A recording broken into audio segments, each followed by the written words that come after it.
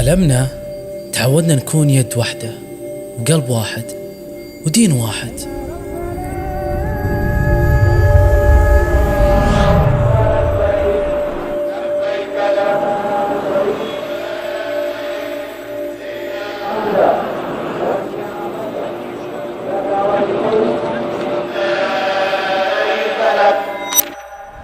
في مكان في كل الثقافات ومختلف الديانات.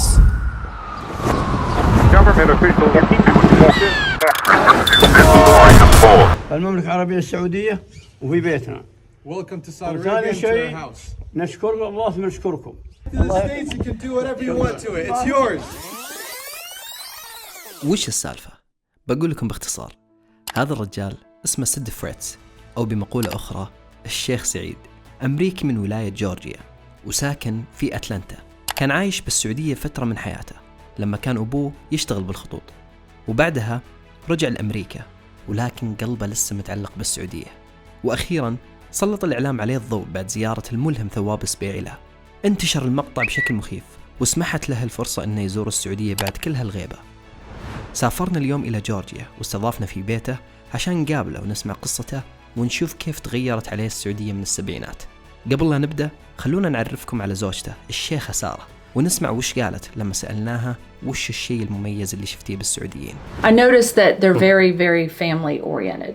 When we were in Jeddah, when I was there in 2017, back before COVID, you know, families were out at the Corniche. There were thousands of people sitting out at the Corniche just drinking coffee and tea and just enjoying family time. You know, you don't see that in the States a lot.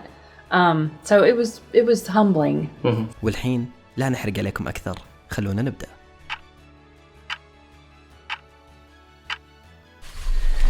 Alright, السلام عليكم. السلام عليكم. كيف حالك؟ كيف حالك شيخ سعيد؟ How are you? Good, brother. First of all, thank you so much for hosting us in your, I don't know how to describe this. Is it museum? Is it palace? I know many people don't know how to take it because I've got so much stuff in here, and I've actually got more stuff, but I'm out of room, so I'm either going to have to expand it or I'm going to have to open a coffee shop and really display it all.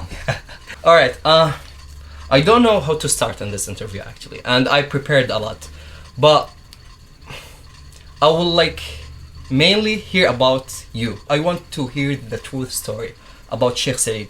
What just happened last month? I know it didn't start last month. It starts many years ago. Many years ago. So let's start about this question. Who's Sheikh Said? We were in the hills of Tennessee. My dad didn't have much education, and he was working for TVA, Tennessee Valley Authorities, and he was a welder. He was building the nuclear reactors up there. So my Uncle Bobby lived in Riyadh. He worked for Lockheed Martin. And he told my dad, he said, Sid, which is my father, you need to come to the Kingdom of Saudi Arabia and work. He said, there's a good opportunity here to make some good money, tax-free money, and we think that you need to come here and you know, have a better life. So my dad said, well, you know, I don't know if I want to go.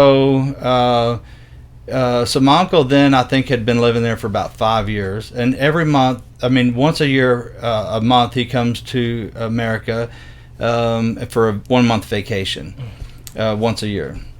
And when he would come, he would bring us gifts.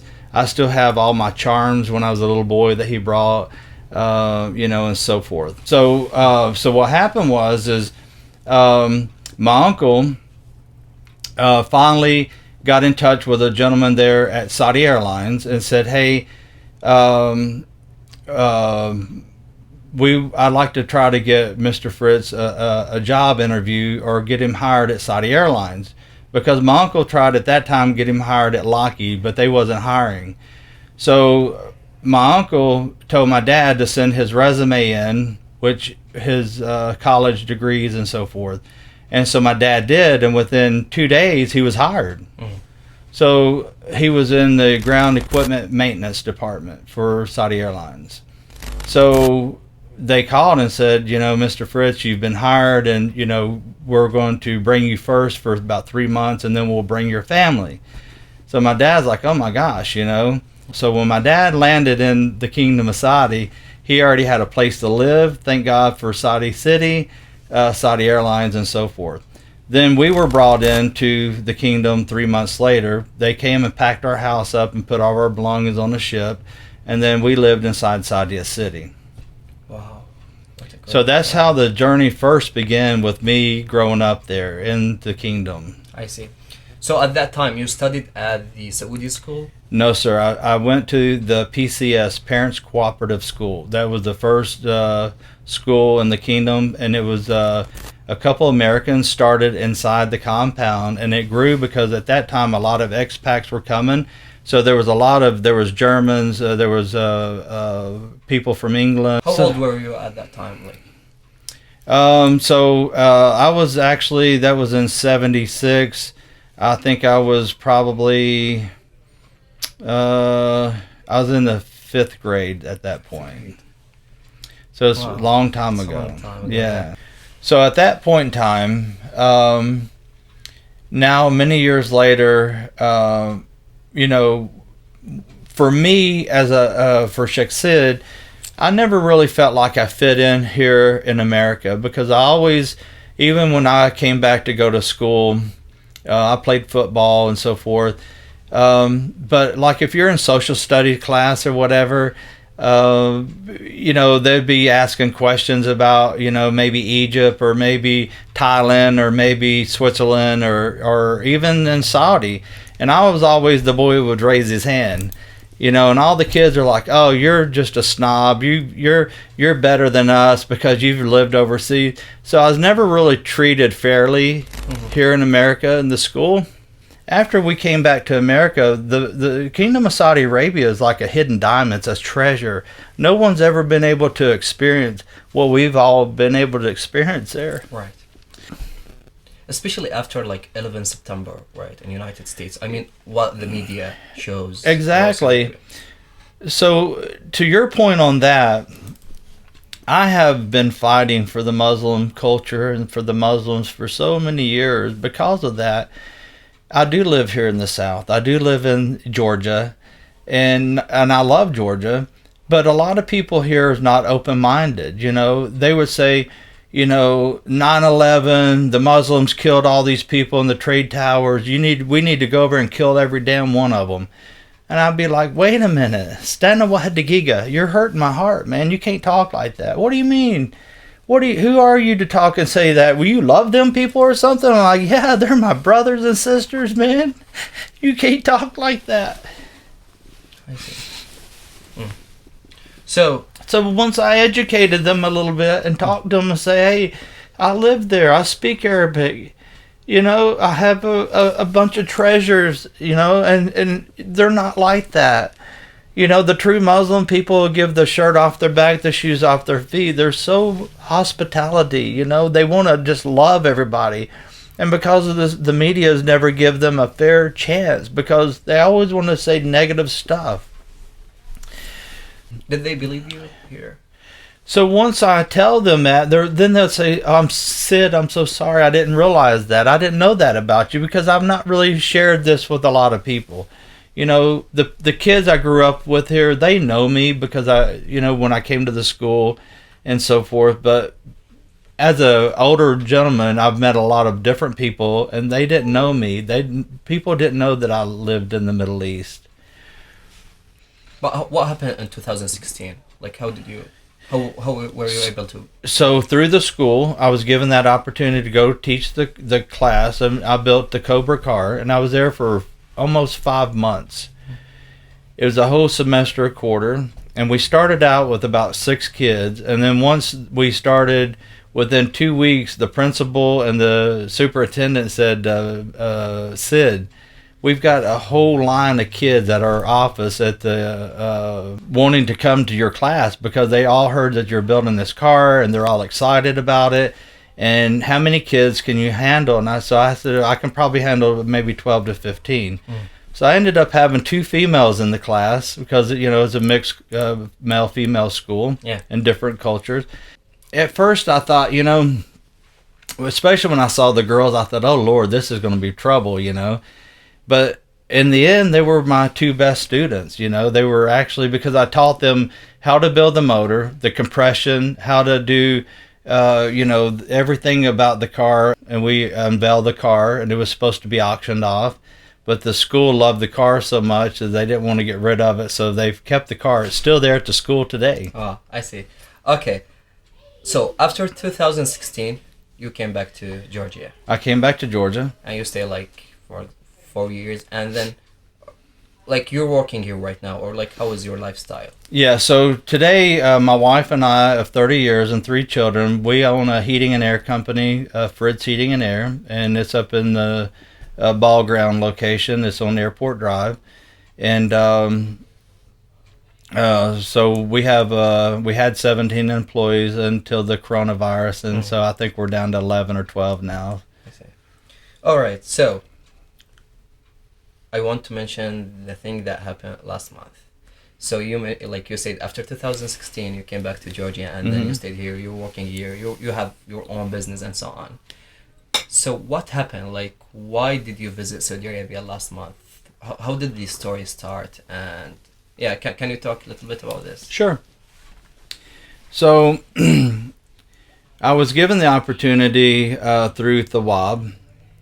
Thawab was actually was contacted through Saudi Airlines to be able to do a celebrity, and it was sort of like an exchange to be able to go to the American, should you say, go to the Middle East and experience the cultures. And then Thawab was going to hang out with him and learn about how he lived and so forth for a couple of days. Once he came to Georgia, we got a lamb. We came here, we did the interview, and then I wanted to host them and show them a good time. And then we went to my motorhome up in the North Georgia, and he said, well, do you have Twitter? And I said, no. He said, well, you got to have Twitter. I mean, I said, well, I don't have it. I said, but I'll open it up. And so I had my wife, him, Daddy Greg, and Waleed as friends on Twitter. And 4 followers at that time. 4 followers, yeah. Right. I think it was about 3:30 my time is when my phone started going off. It sounded like I was in Las Vegas at the slot machine. I just hit the jackpot, honestly, because it never would stop. I mean, it started going off, and I woke up. I'm like, Lord, what is going on with my phone? And I told my wife, and she stood up sat up in the bed, and I said, oh, it's Twitter. And I said, oh my gosh, I don't even understand what Twitter, because I've never had it, you know, and it just kept going off. Well, he called me, I think it was around 6:45 or so. He had just landed up in New York. And he said, Saeed, I said, yes. He said, have you seen Twitter? I said, no, but this thing won't quit going off. I don't know what's going on. He said, well, you just blew up the Middle East, brother. He said, I'm going to go to bed. I have not slept any. And he said, but I'm fixing to go to bed. I'm going to turn my phone off. But before I do that, I want you to watch the video that I posted. I said, oh, you posted something? He said, yes. All right. So you didn't see the video before he posted? Never saw it. So you lived in Saudi Arabia a lot, and you know right now the Saudis, you know everything about Saudi culture. What changed mostly, like when you were in 70s and right now from the last visit in Saudi Arabia? Oh my goodness. I mean, it's going at a fast rate of speed. I mean, you have clubs, you have movie theaters, you have the women are driving, just the impact that the monorail system in Riyadh. I mean, and I be honest with you, they have advanced more than I think anybody in the world, even America. You know, MBS is putting so much into this, and not only for tourism, but also for the people. أعتذر أني قطعت عليكم المقابلة. خلونا شوي نسمع من رأي الحلقة وبعدها نرجع. السلام عليكم. معكم المهندس أحمد الجهني، مؤسس ومالك شركة جريد للاستثمار والتطوير العقاري بالولايات المتحدة الأمريكية. نقدم في جريد فرص الاستثمار العقاري في أكبر اقتصاد عالمي. نقوم بتطوير عقارات سكنية في مركز مدينة هيوستن تكساس، رابع أكبر مدينة في الولايات المتحدة الأمريكية، وتلقب بعاصمة الطاقة العالمية، حجم استثمارات الشركة تجاوز ال5 مليون دولار، وتم تصنيفي كأحد الشخصيات الملهمة في الإعلام الأمريكي. خبرتنا في مجال الاستثمار والتطوير العقاري الدولي تجاوزت 20 سنة، أنجزنا خلالها العديد من المشاريع العقارية الناجحة، مما جعل جريد محط اهتمام المستثمرين والمؤسسات المالية الأمريكية. الهدف من جريد هي أن تكون القناة الآمنة للاستثمار العقاري في أقوى اقتصادات العالم. We went to Abha, they shut the whole mall down there and had a whole parade, dancing ceremony, welcoming me. That was all for me. The hospitality is amazing. I mean, they showed us so much love. I couldn't even describe that, everything that was given to me there. ولأجل غلاكم وتقديركم أغلى ما عندنا في المملكة العربية السعودية الجمل. فلكم هذه الناقتين تقدير لكم وحق لكم، ومهديها عن نفسي أنا وأبنائي وعن شعب المملكة العربية السعودية. To the States, you can do whatever you want to it. It's yours. What did you do on the camels that you got from the Abu Thawab? A lot of people here don't understand what a camel means, especially for one giving a camel to someone like myself. It's a very high honor. And I've had people trying to buy my camel there, try to trade out Ferraris for it. I've had people try to say I should sell it and buy a home there. I can't get rid of that camel. That camel is special. It's a special gift that was given to me. Every single day I get blowed up on social media, Twitter and also Snapchat, asking about the camels. Yeah. And I said they're coming. Inshallah, I hope they do come.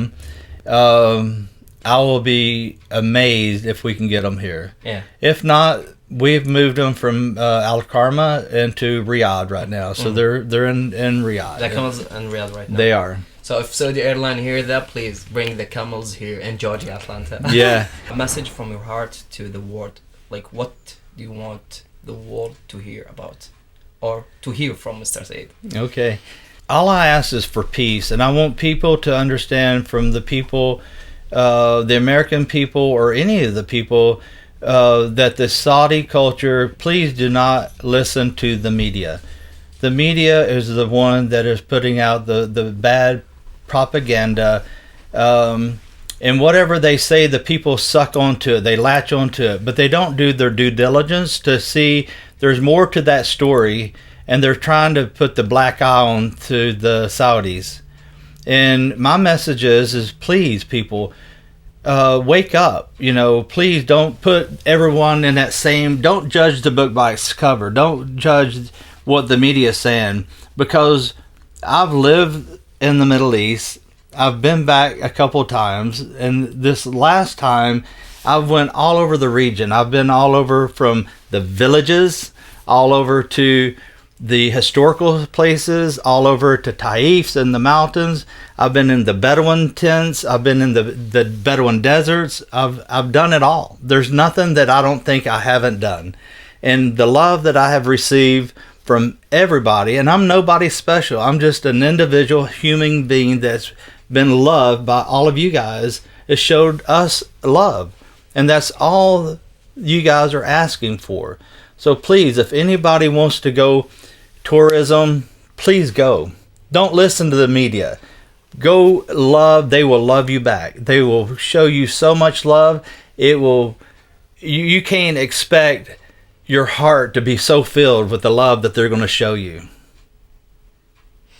Well, MashaAllah. MashaAllah. Thank you so much. Shukran jazilan for your time. And we're really glad that you liked all the stories and everything happened to you in Saudi Arabia. Alhamdulillah. Thank you so much. Man. Yeah, did the thing. Thank you. So yeah, he's been fighting for the Muslim community forever, as long as I've known him. Yeah. This is Sheikh Said that we know. إن رغبت بتحقيق الأمان المالي، جريد ستكون وجهتك الأولى للاستثمار العقاري بالولايات المتحدة. لمعرفة المزيد عن مشاريعنا القادمة، تابعونا على وسائل التواصل الاجتماعي في أسفل الشاشة.